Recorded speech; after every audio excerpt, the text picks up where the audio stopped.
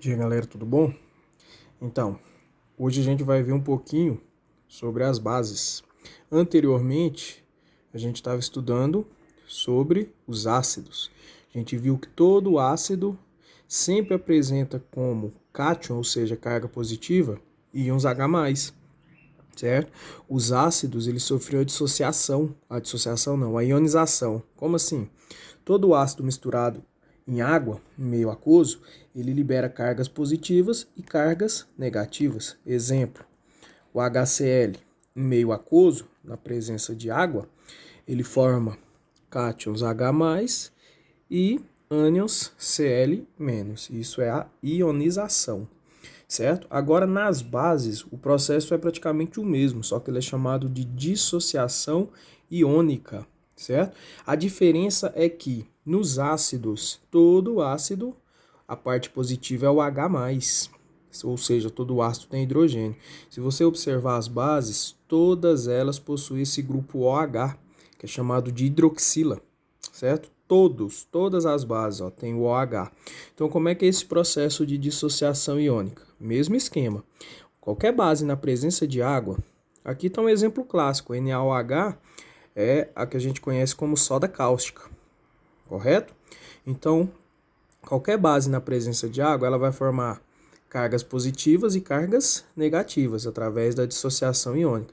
Só que o que não muda aqui é a parte negativa, que é sempre OH-, sempre. Toda base libera como carga negativa OH-. Quem vai ser a carga positiva? O início aqui, ó, que no caso aqui seria o Na+. Aí, mesmo esquema, ácido e base. A diferença é que o ácido, ele forma sempre H+, e aqui forma sempre OH-. Beleza? Segundo exemplo, KOH na presença de água, ele vai formar OH-, junto com OH-, K+. Terceiro exemplo, Fe mais OH-, sempre OH. Agora eu tenho que ver a quantidade, né? São quantos OH? 2. Então eu tenho 2 OH aqui, ó.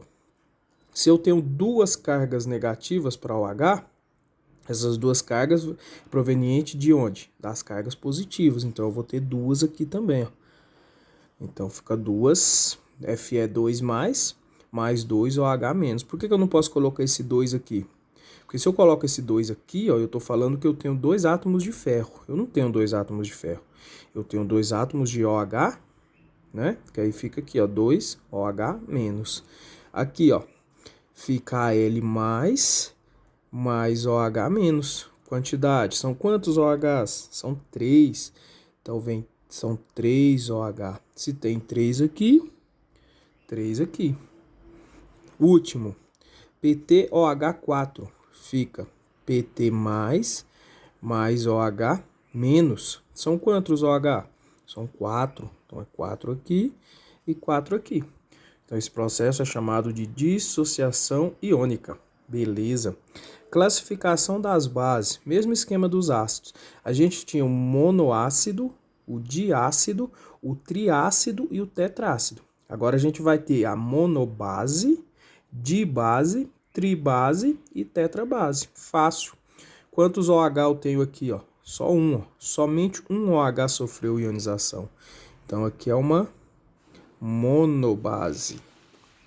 Quantos OH aqui sofreram ionização? Só um. Também é uma monobase.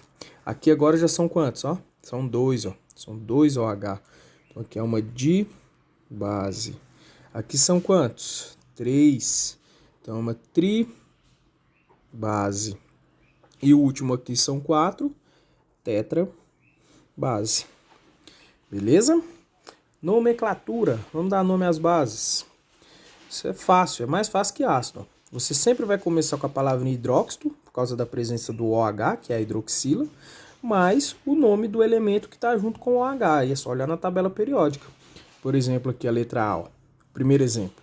Eu tenho hidróxido, por causa do OH, de quem está junto com o OH? O Na.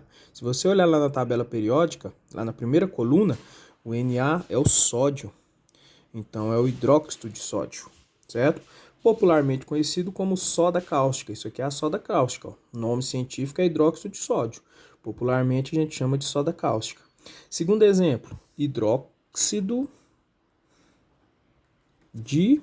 Quem está junto com o H? O K. Se você olhar na tabela periódica, o K é o potássio. Então, é o hidróxido de potássio. Terceiro, hidróxido de... Quem é o Fe? Ferro. Quarto, hidróxido de... Quem é o Fe? Ferro. Aí percebam, ficou igual o nome, ó, hidróxido de ferro e hidróxido de ferro. Só que eles são diferentes, porque aqui eu tenho 2 e aqui eu tenho 3. Então você tem que diferenciá-los, são substâncias diferentes. Como é que você vai fazer isso? Quando tiver mais de um elemento aqui igual, para não ficar com o nome igual, você coloca aqui, ó, hidróxido de ferro 2 e o outro hidróxido de ferro 3. Tá aí a nomenclatura de algumas bases, beleza?